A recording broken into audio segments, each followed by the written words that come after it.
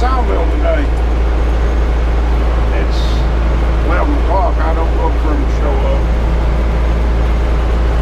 We'll just have to wait and see.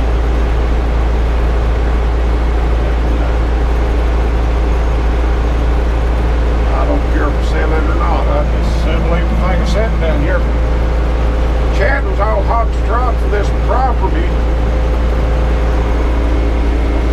when I said I was going to shut it down, but he's kind of changed his mind on what he wants to do.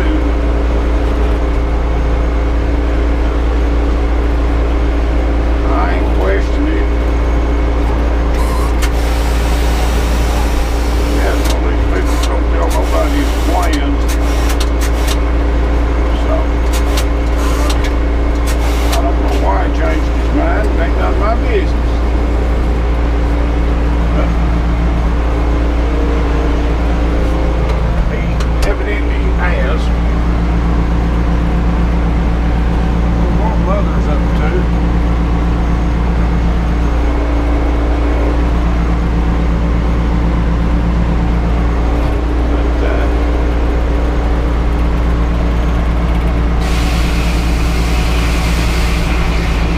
Making a little slap this morning. She hates that. That gets on her chain and knocks it off.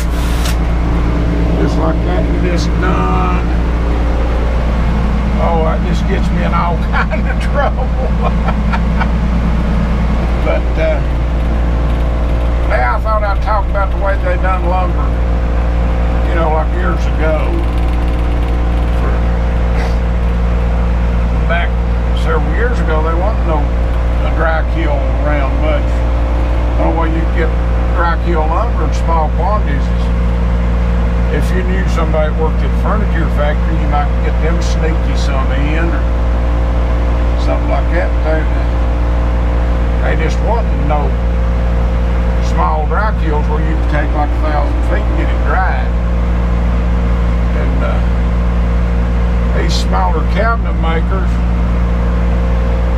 take lumber and put it up in the attic of their house, up in the loft. And you know, you couldn't put a whole lot up there because that wasn't made to hold up a tremendous amount of weight. They'd do that, and that air circulating through the ceiling, it gets hot up there. And they'd have killed dry lumber. And some people to this day still do that. And a lot of the smaller sawmills, instead of putting lumber on sticks like we do today, they'd make an A-frame out of it. They'd run them a pole down through there and fix it to where it wouldn't be touching the ground. They'd put boards or slabs or something other where it's next to the ground, and then turn it up on its edge and leave a small space in between it. Just have it on A-frame. And I done something like that one time, and it worked pretty good. That way, if somebody just wants a quarter or two, they can come and get it and not have to tear the whole stack down. And, they just have their ways back in, and a lot of them aren't good.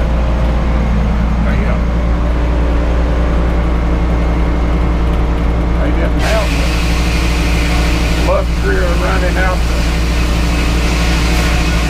some building center or something like that and get them a few kiln dry boards to make a piece of furniture. They had to do the best you could.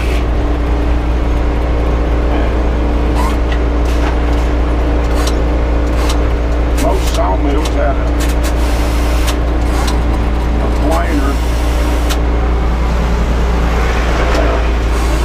Plane a few boards with it.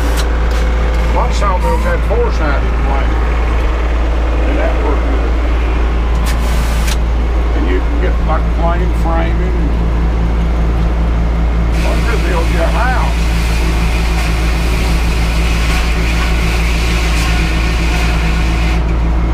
up until this great mark stuff, I know, become a law.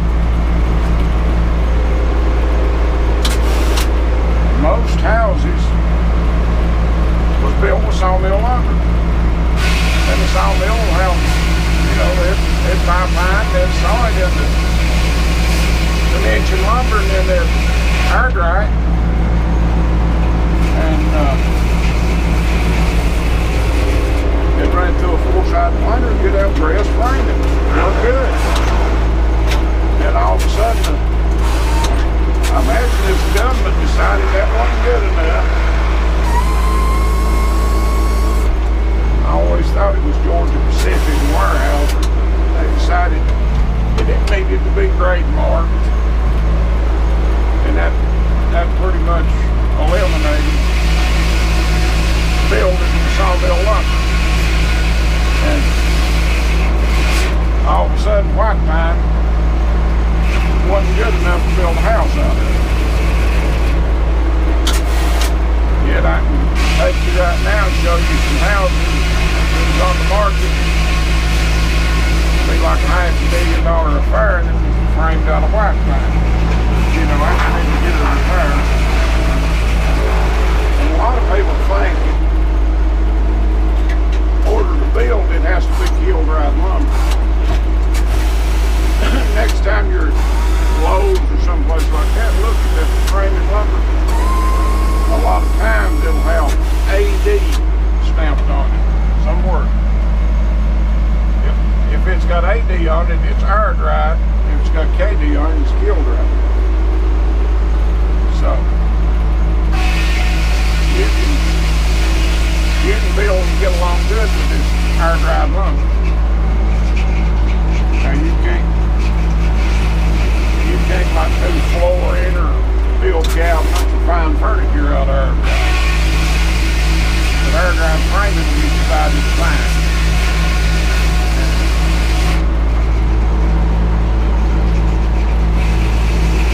You know, it's just the way it was. And one guy asked me to talk about how they, you know, preserved wood, and all that back in the day. And I've seen a lot of whitewash, they call it. And just to be perfectly honest with you, I don't know what all that consists of. I know it's got lime in it. And it may have linseed oil too, I don't know. But there was a lot of old whitewash houses when I was growing up. Fence posts and stuff like that.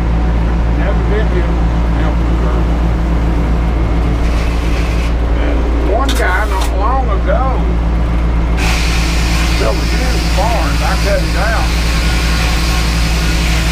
He went and got that cool seal that you put on top of the trailer roof. And them 6x6s went into the ground. He dipped them in that cool seal and then let them dry and put them in the ground. He swore up down that life now. If it had been me, I'd been afraid to try that. But and I ain't been by to see if the barn's still standing or not. He sure did that. Charged that woman a small fortune. I'll be back. I'm back.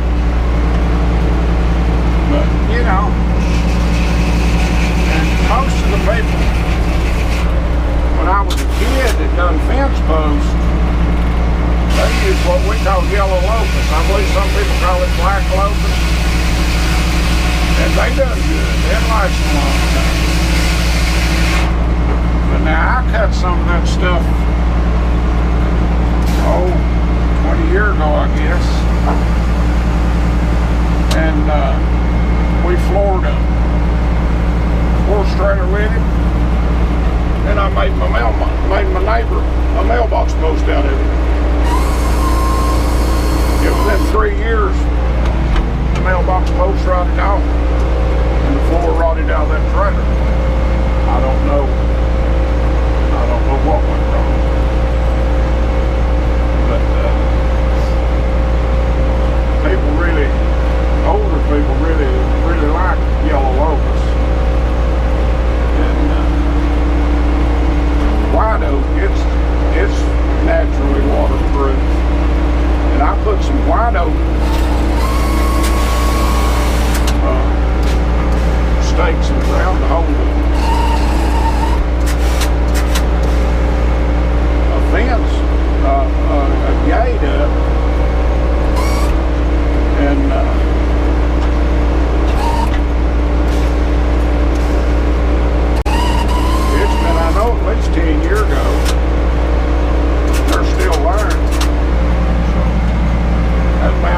something or other.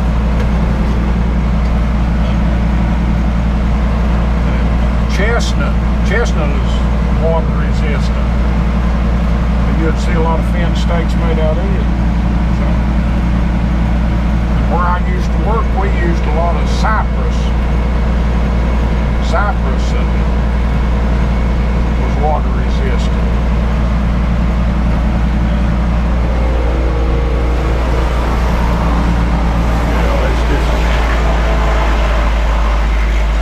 This saltpeter stuff has took place of a lot of that stuff, and it's probably better. I don't know.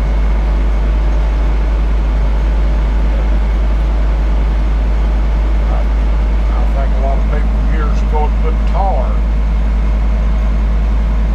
on a steak or something of it, so it would make that tar, and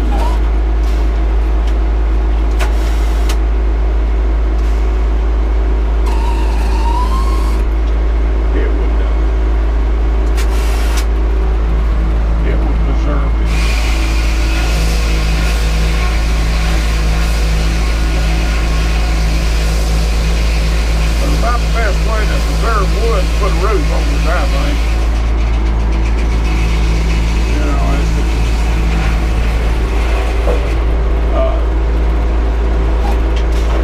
if you take a piece of wood and you keep it wet all the time, it'll last a long time, or if you keep it dry all the time, it's that wet, getting wet and then drying back up. Get you in trouble.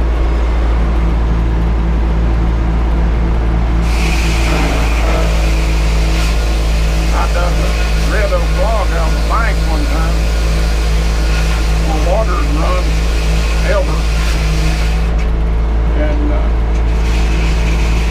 the old man told me that I was doing Carpentry. He said he'd probably been there 100 years. And it looked just like it did the day you cut it.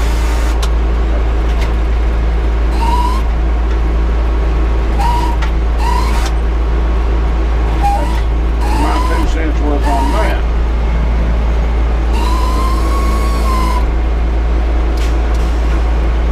Most of the time, it's been my experience, wood will rot or some kind of bug will eat it up for a period of time.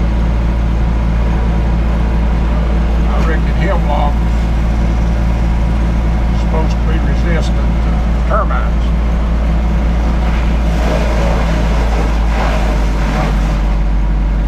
Heard a lot of people say it was. I know these boring bees will bore him, for I've got a picture somewhere of one of boring him.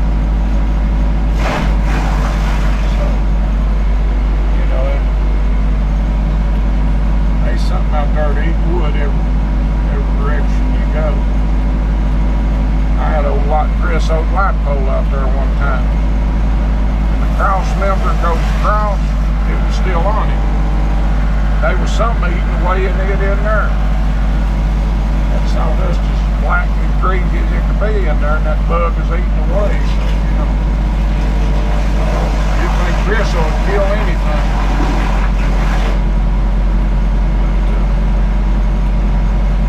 That thing was eating, man. I was going to dig it out, got distracted.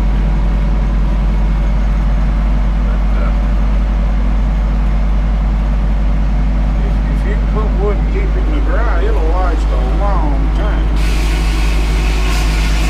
A lot of these old houses.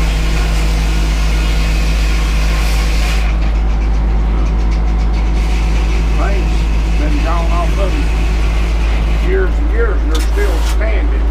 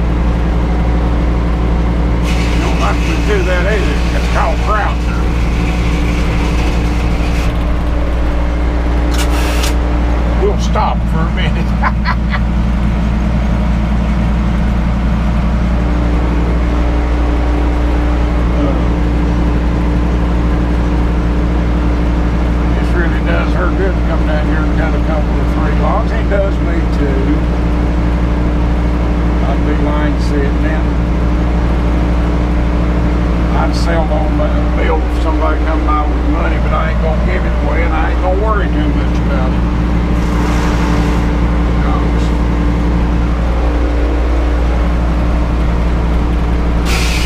And I'm kind of sad to worry about it.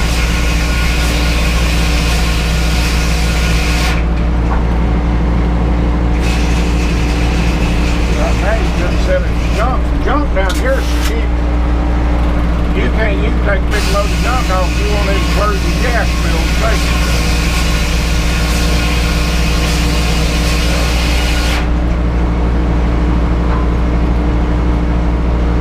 That's maybe let you will go back up. We've got a bunch we can haul off around here. So we're unplugging. I've got that plugged up for 2 or 3 days. It didn't hurt him. Wondered him.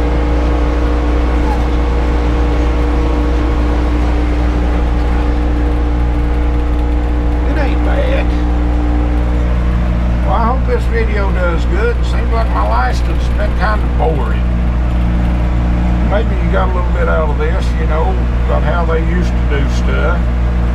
And I'm going to try, if I can find somebody that knows more about it than I do about how they used to preserve wood, I'd like to talk to them.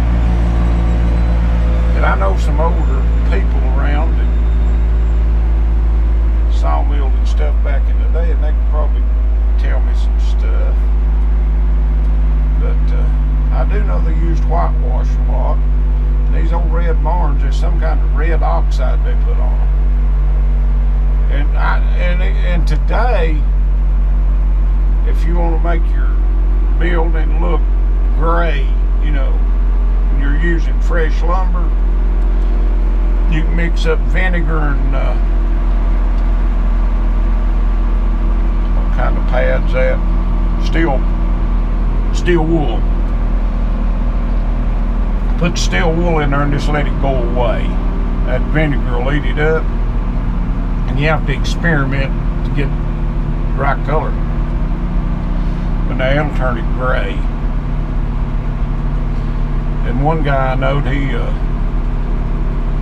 he took his garage and he painted it with burnt motor oil and diesel, I think. And it had a real pretty golden color to it. Surprised me, if you know, burnt motor oil's kind of black. It turned real gold color. And another guy told me that he had done it. I've never seen it done, but he mixed automatic transmission fluid with burnt motor oil and said it had a red tint to it. So everybody's got their way of doing stuff. And, you know, if it works, it works. We'll get off here and talk at you later.